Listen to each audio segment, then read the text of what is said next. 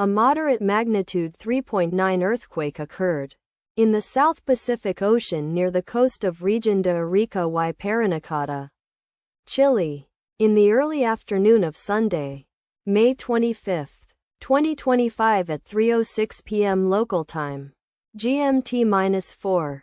The quake had a very shallow depth of 12 kilometers, 7 miles, and was reported felt by some people near the epicenter.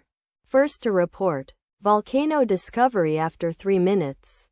The earthquake occurred 7 days after a magnitude 4.2 earthquake had hit on Sunday, May 18, 2025, at 6:58 p.m.